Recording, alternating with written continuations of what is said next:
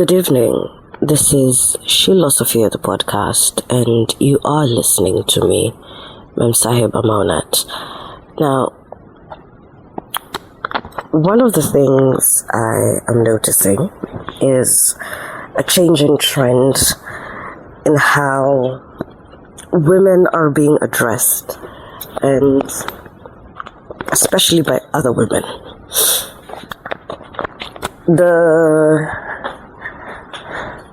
I don't consider Incel the recent, well, it's been about a decade now, but I don't consider the uptake in Incel culture over the last decade to be an anomaly, simply because Incels, to me at least, refined and distilled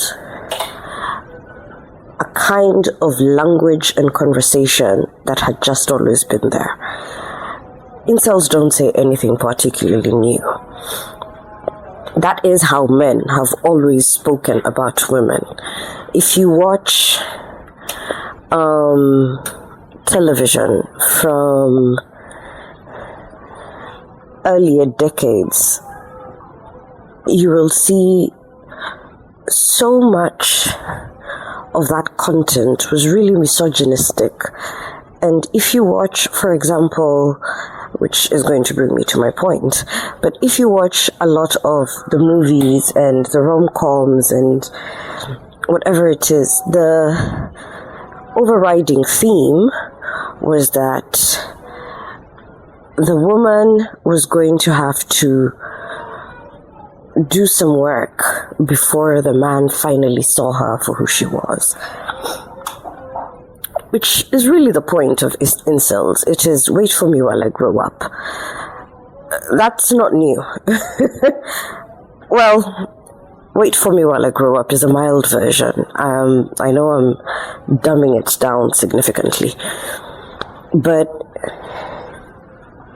that's not new to me.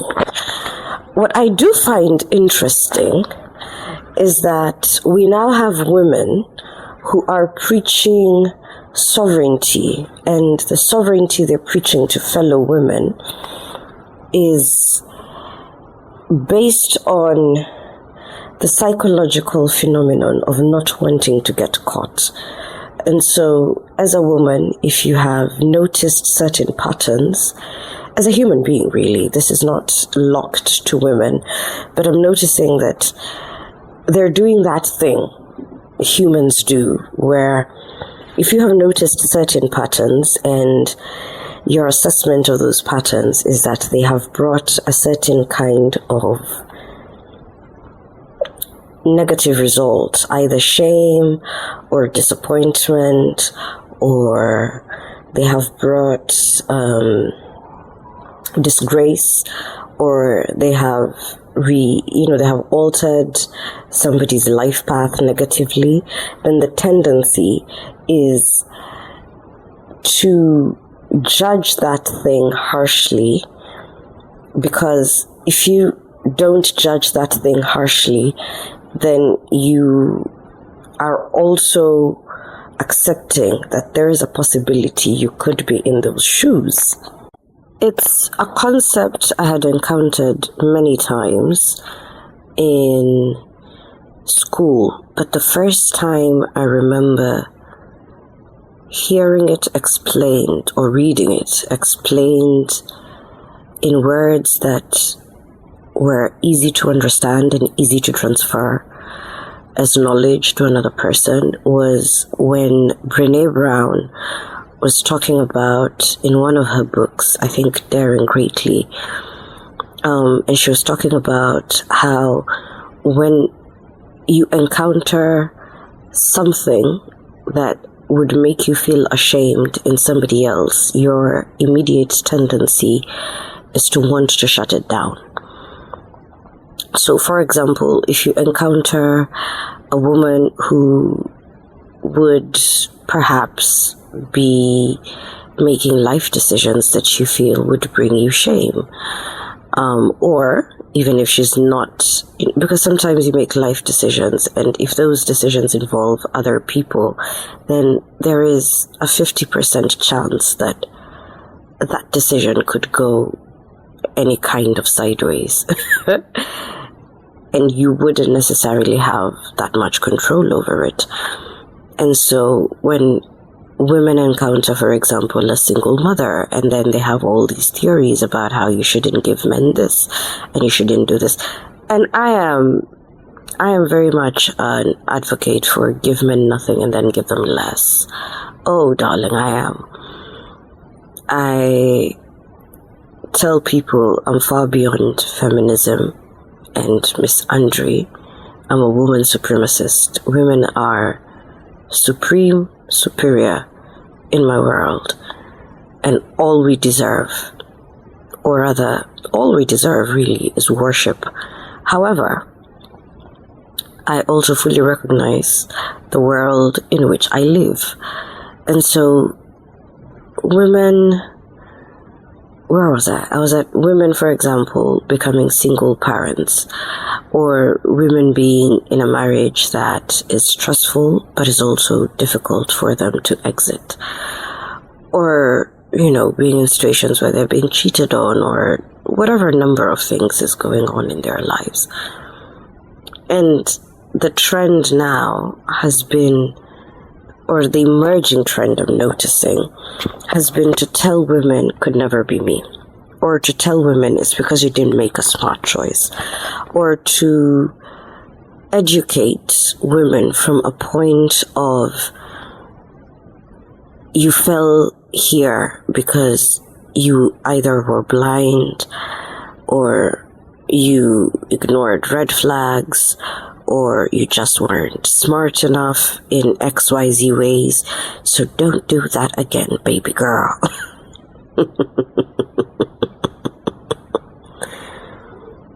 I get it.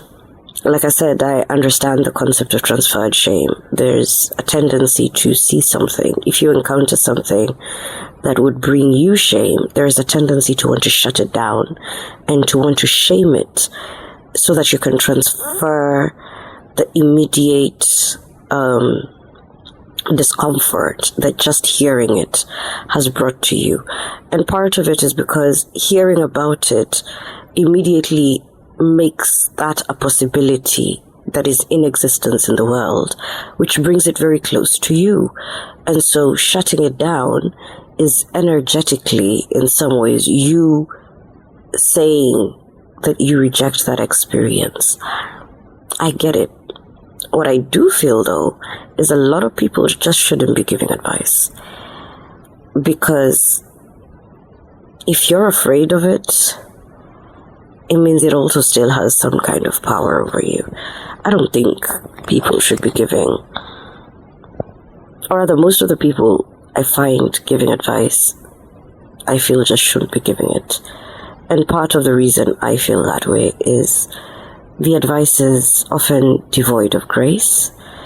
It's devoid of the understanding that, like I said in one of those previous episodes, life has a cyclic way of speaking to us, and experiences tend to follow a cyclic pattern, and it's devoid of acknowledging that. I find those types of lectures also refuse to acknowledge that being normal and being average is, well, the normal and average experience for many people, which is to say that if you read statistics about how the average American or the average Kenyan or the average Ugandan or the average Japanese or the average Chinese woman, if you read statistics, or the average Indian woman, or the average, what are the women from Belize called? Belizean? I don't know, it doesn't feel right. Or the average Brazilian woman, has X amount of money saved, or doesn't have X amount of money saved, or has this, that, and the other opportunity available to her, or does not. It means that when you are speaking to people, you have to accept that there is a normalcy, or there is a high probability that they will fall at the highest point of the curve, because that is why it's the highest point of the curve. And what that means is they can't be shamed for being normal. The truth is, yes, some of us are gifted in our ability to see patterns, and some of us are gifted in our ability to understand both what is being said and what is not being said. Most people are not, and they're gifted in other areas. And we can't expect that everybody is going to have some kind of a detective's mind, because their mind is good at other things. Maybe they have an orderly mind. Maybe, a mind that is orderly in a way that yours is not, because even orderly is not a one-size-fits-all. Maybe they have a mind that creates beauty from nearly anything and everything, a creative mind, a playful mind, or whatever number of things. Or maybe they, maybe their minds have many other things connected to their survival that they're still, that they have to prioritize and they have to concentrate on. For example, when we say things such as only about 3 to 10% of families are actually healthy, fully healthy, what we're saying is that, first of all, we have a model of health or we have an idea of what a healthy family looks like that is not tested, so we don't even know what we're saying.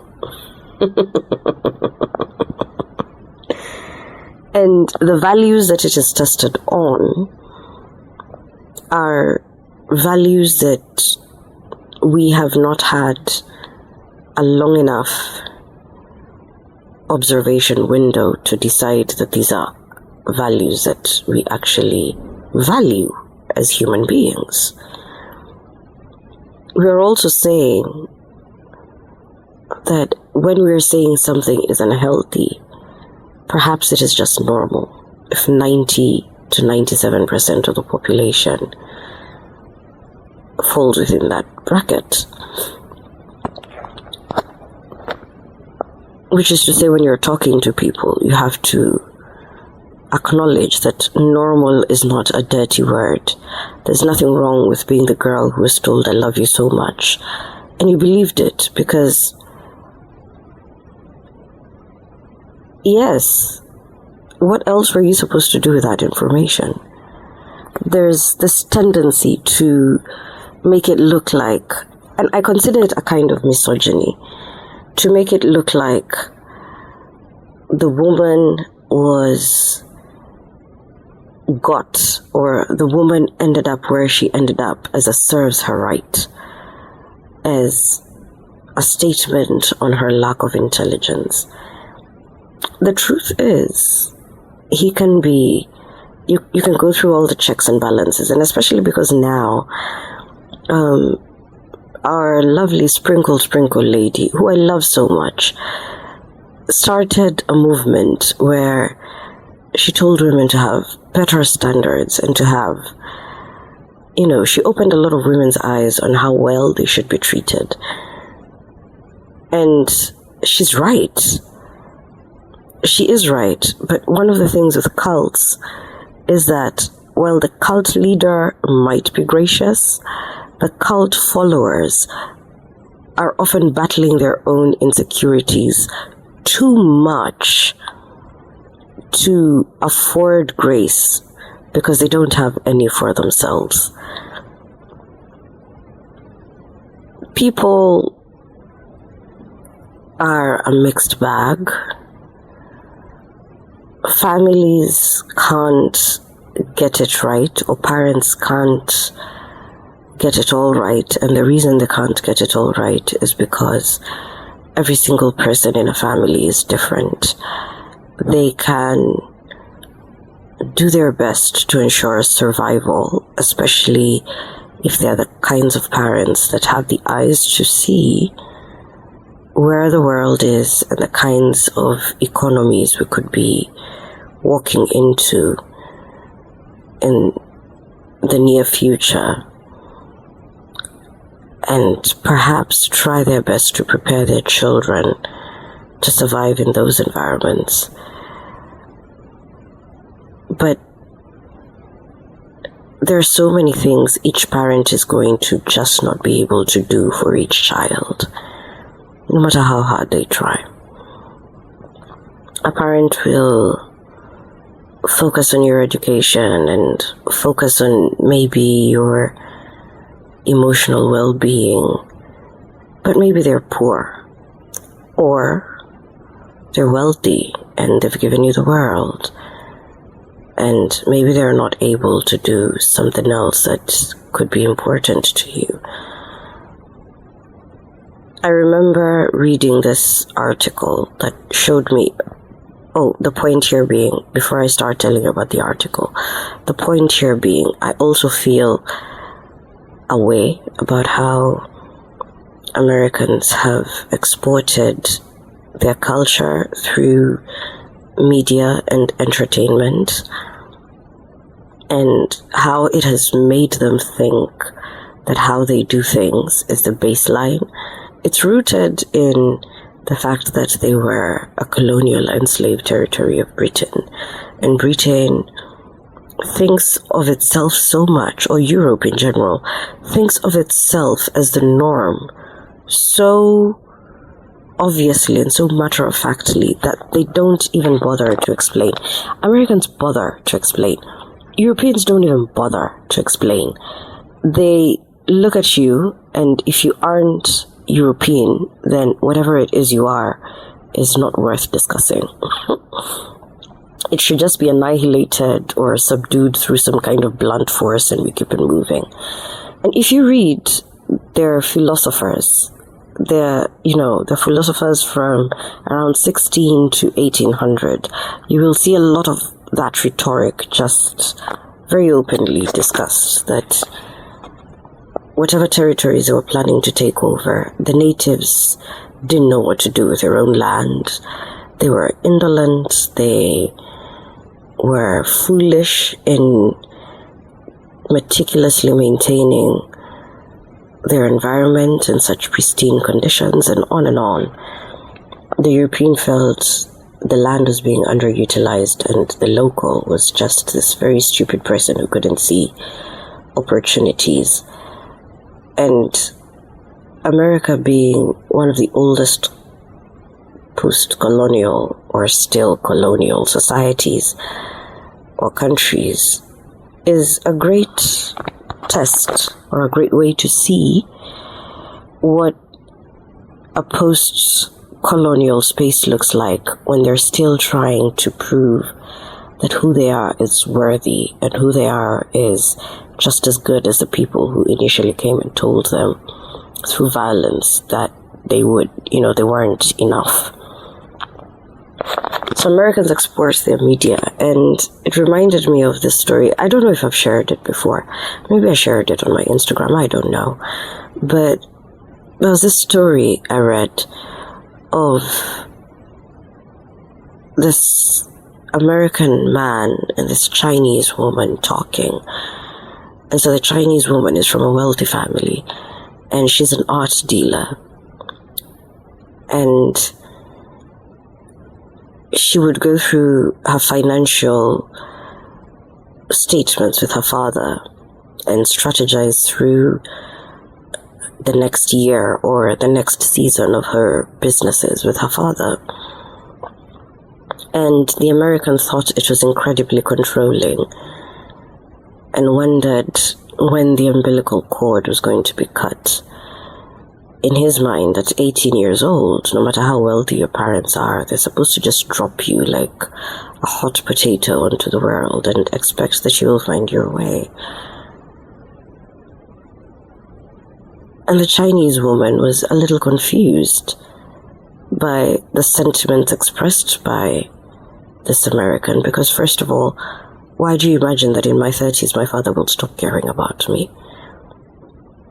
Or after 18, my father should just stop caring about me and my well-being? And secondly, what controlling man is this that has been wealthy and put me through my art degrees and helped me set up an art dealership? Where is the control? I'm doing what I want.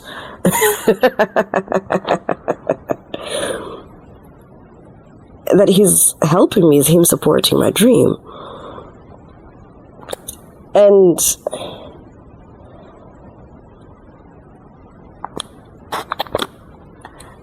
that callousness with children translates into callousness with romance. And we see it so much in American media that the woman struggles and works and works and works and works. You know, he's just finding his way, he's stumbling through it, and he's doing this, that, and the other. And so millennials were sold this idea, especially millennials and a certain generation of Gen Xers, were sold this idea that romance was worth it, but it was some kind of work that you needed to do so much to achieve, but it was worth it. It was the one and only goal. And I notice it too in how when psychologists are American, they remind you often that the goal or the mark of a healed person is that they're romantically connected. So it's always you don't let anybody love you. And what they're really trying to say is, this is why you don't have a man. And there's all this conversation, you know, directed at eldest daughters. Eldest daughters, you're not really letting anybody in because of this, that, and the other. And it's just to say, you don't have a man because you are parentified, or you don't have a man because you're self-sufficient. You don't have a man because... And so there's all this conversation about how you're too capable, and so there is nothing anybody can give to you. Which makes you wonder why you would look at somebody who is capable and tell them to be less of that in order to give people who need them to be less of that chances, as opposed to, if your level of capability is this, then your level of expectation should be this. Because why are you going backward? Anyway, this was about the theory of transferred shame and how I feel women talk down to other women and use their internalized misogyny to tell other women how. And internalized misogyny is so... it's very NGO of a word, and I try my best not to be full of jargon and you know, like talking shop, but it is what it is. It is internalized misogyny, where as a woman you feel, oh, those ones, I'm not like those other girls. Those ones got because they were not smart. Me, I'm smart, and I'm even going to tell them how smart I am and how much better I am. And so you tell women abstract things like, become a woman unlike any other in order for him to like and respect you. There is no such thing as a woman unlike any other, unfortunately. I know. It's hard to hear, but it is what it is. That girl doesn't exist. You are a woman like all other women, There is nothing particularly out of the ordinary between your legs. The punani is as punani as all other punanis that ever were, are, and will be. It's just what it is. There's no one to be but yourself, and there are no guarantees that you're going to find people who love you for you. And it's okay to not expect that, because that's also something else I find. Sometimes we talk to people and we tell them, if you're just yourself, then you'll be in alignment and everything will fall into place. And so even when people are chasing themselves, they're still chasing themselves, hoping that it'll translate to connection and to romance. And there's been this lie that has been preached in the last couple of decades that we're built for a connection and we're built for community. I don't think so.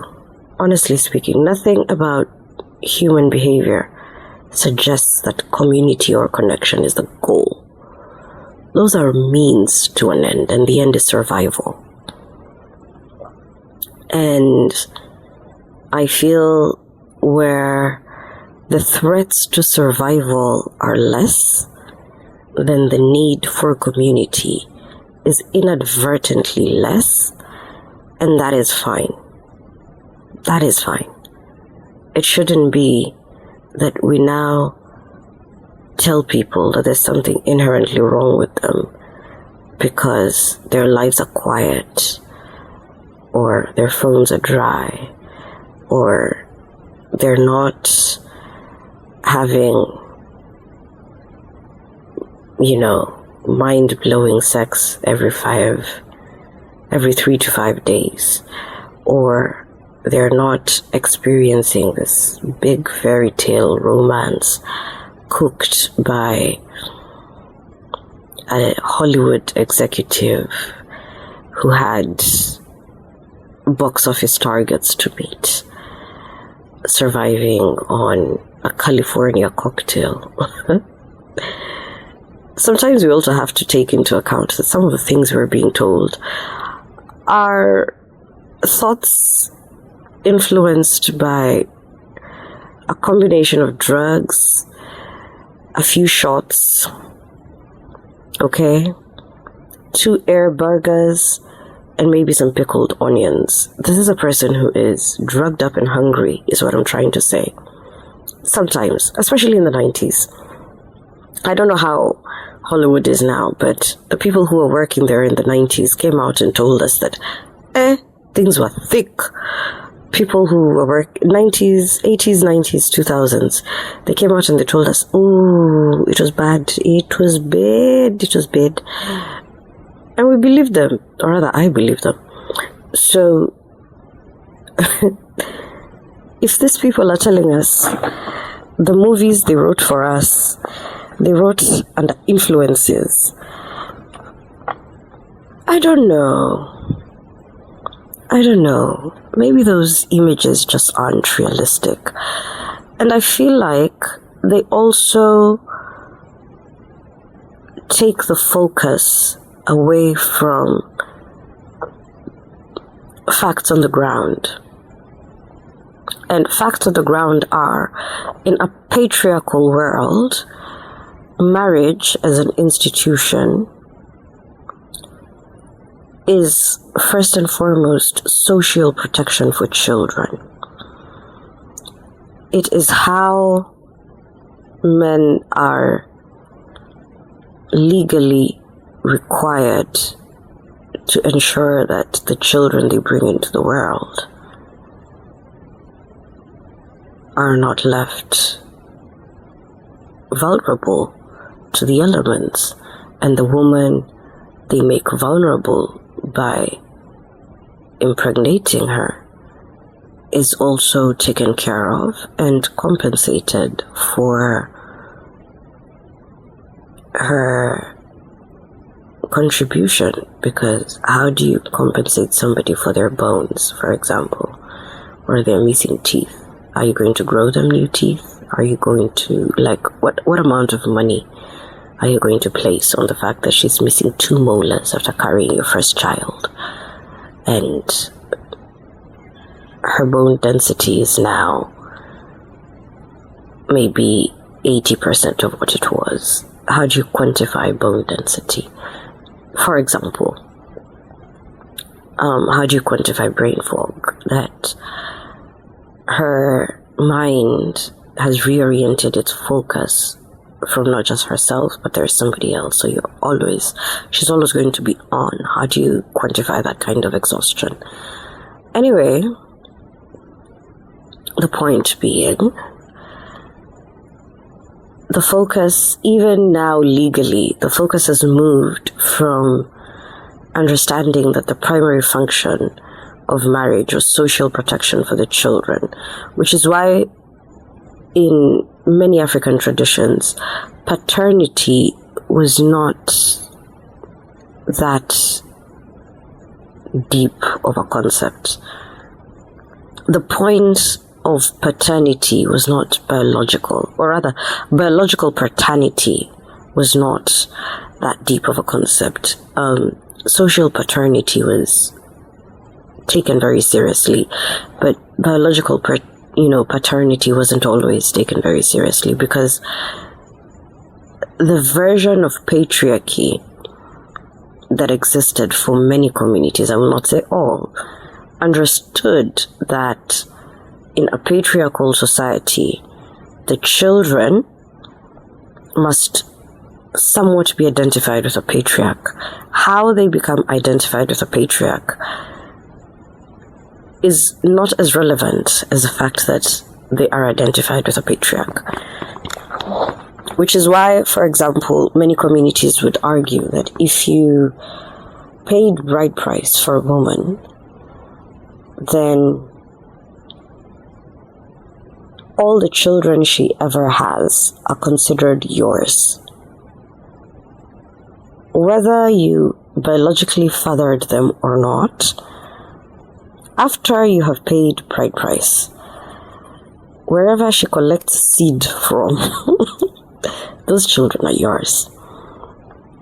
And in some cultures, women were actually encouraged to have at least one child that doesn't belong to her husband, because then if there was witchcraft or there were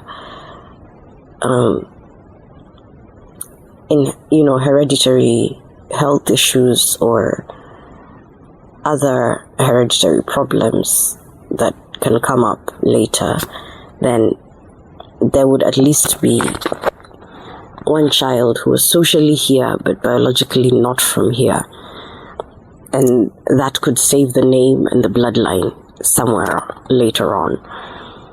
And the woman wasn't necessarily obligated to say which of the children she got from outside.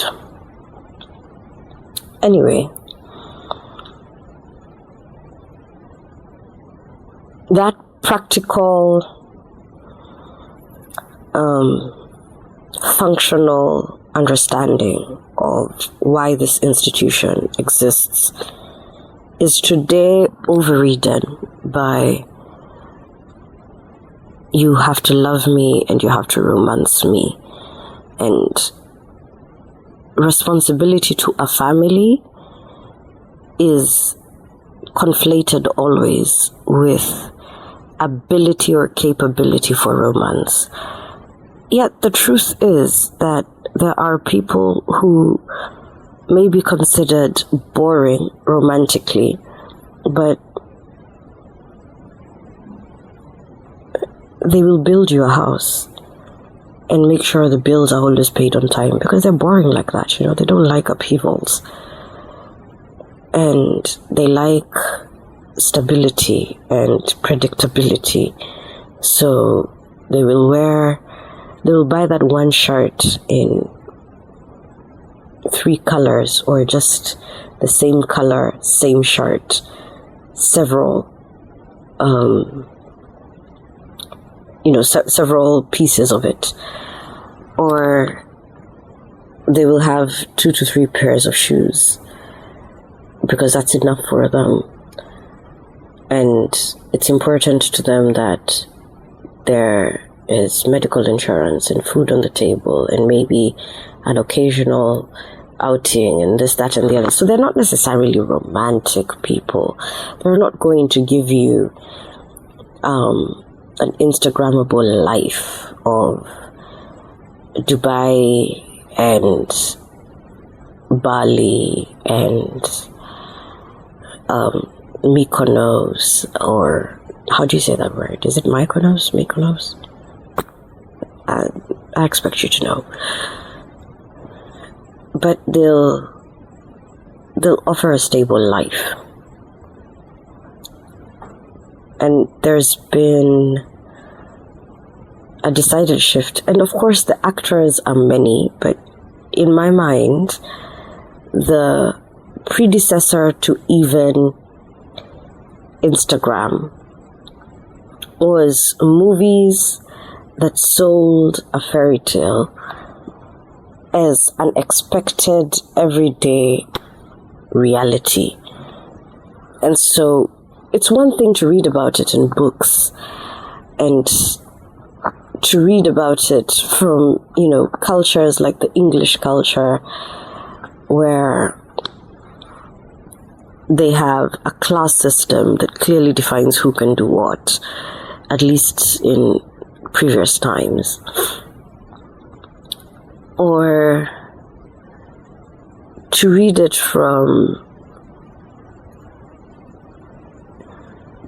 in a sense that tells you there's a foreignness to what it is you're reading.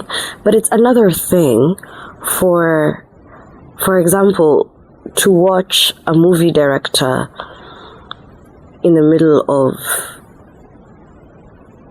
whatever African country choosing to also prioritize the American model of marriage in their scripting, or scriptwriter, director, whoever it is that does movies. That's not my industry. I'm sure you can correct me as you as you listen. You can decide what I'm trying to say, and I'll let you keep what you decide. So my point being, normalcy, every day, the ordinary, is far likely what most people will encounter throughout their lives. And it is only right that we allow normalcy, everyday, ordinary, to be what we see around us. I am a big fan of dreaming. I absolutely believe we shouldn't kill people's dreams. We should always make available the information and the exposure needed for a person to dream as big and as far and as grand as they would like. So I'm not saying remove the aids or remove the helpers of dreams from public consciousness or public visibility. What I am saying is, while people are being led towards dreams, it shouldn't come at the cost of thinking that they're dreaming higher and bigger because who they are is not enough. I don't think the concept should be, it's not enough. I think it should just be, this is something else for you, or this option too is available for you should you wish to take it. I think that's healthier. I'm saying this to say, I don't know how I feel about, for example, being asked to teach people on personal sovereignty. Because it's a question I've been asked many times.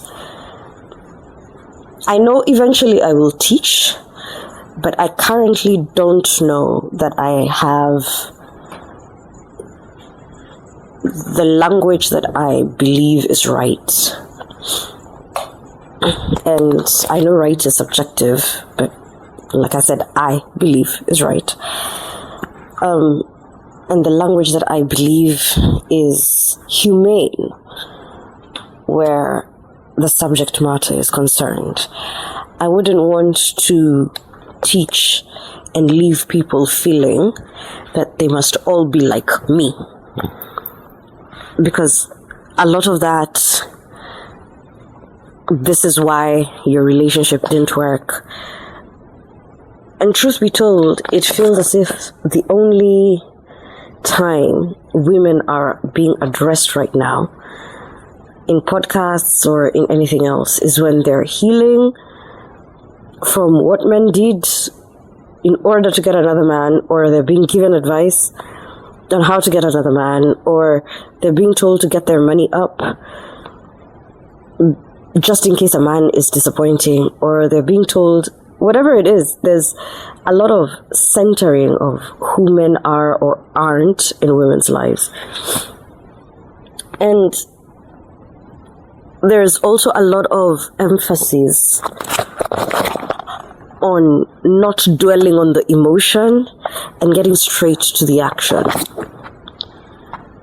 And that's not how to answer the many questions I received on how did you get to be so in tune with yourself. I will tell you the first thing, I didn't get here by shooing my emotions away and telling myself maybe I could have done better, or I could have known better, or maybe I should have, I don't know, done more yoga, or I shouldn't be crying about that man, or I shouldn't be feeling disappointed, or what are my actionable goals and plans. I didn't get here that way. I got here by being gentle with myself. I got here by saying to myself, hey, that's all right. I know it's hard. I got here by saying, can I put you to bed? To myself in the mirror. By saying, I get it. It was hard. I'm sorry. To myself again in the mirror. So I don't have answers that are, here is the next 10 actionable points. And if you just gym and get your money together and journal and all these things, then you will be fine.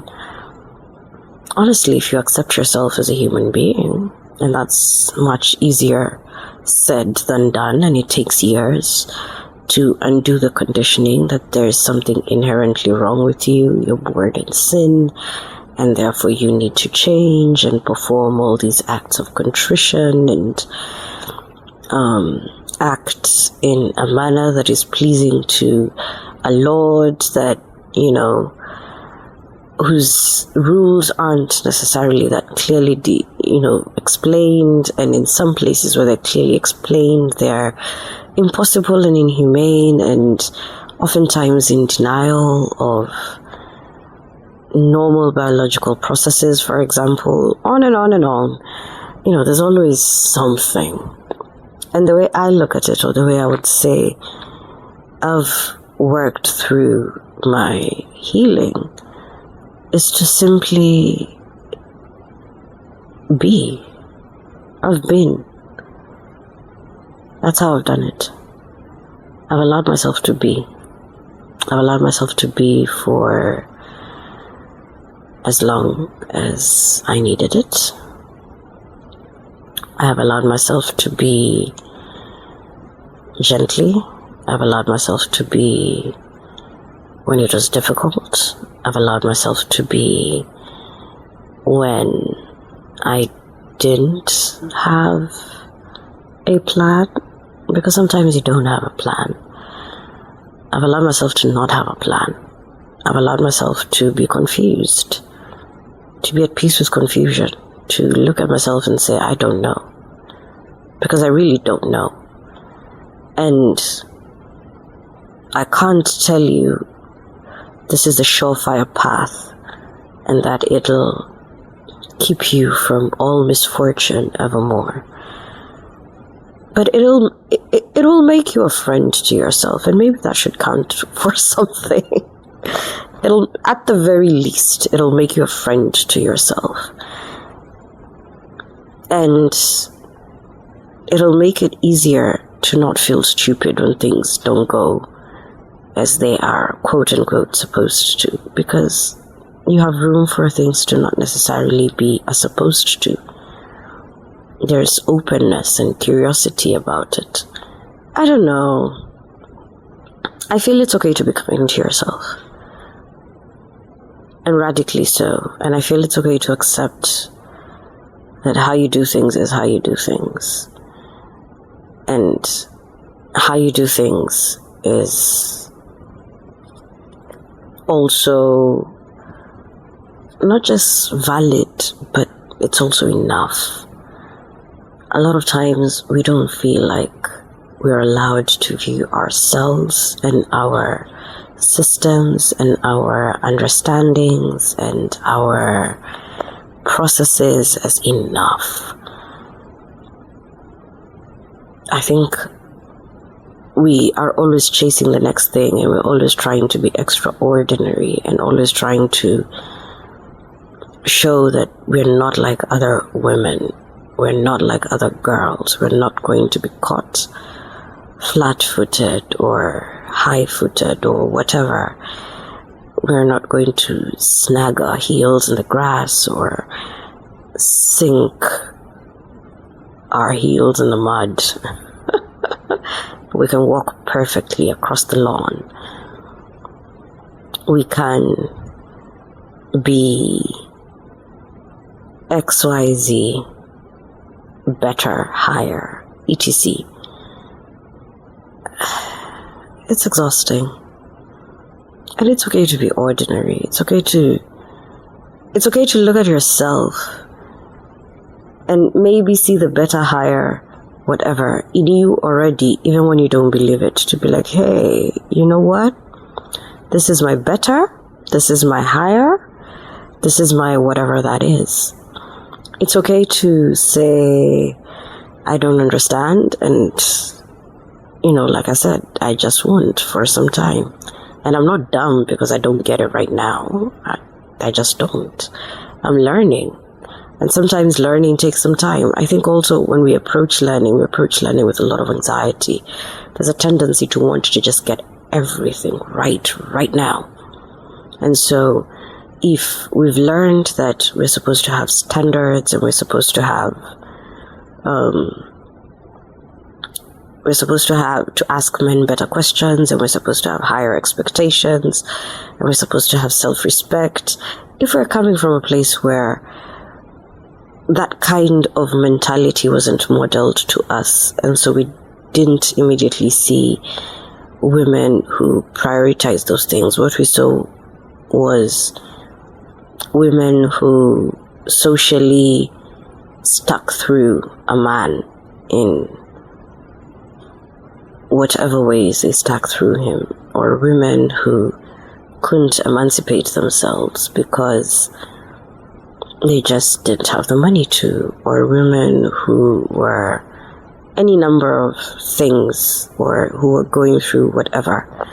And so we look at it and we say to ourselves, oh, now I've learned better. And then you expect that you have that lesson down immediately. You won't, and that's fine. It might take you another 5 to 10 years before you really have it together. And maybe in that 5 to 10 years, you will have found that you married A person who you thought was X but was not actually the things you thought he was.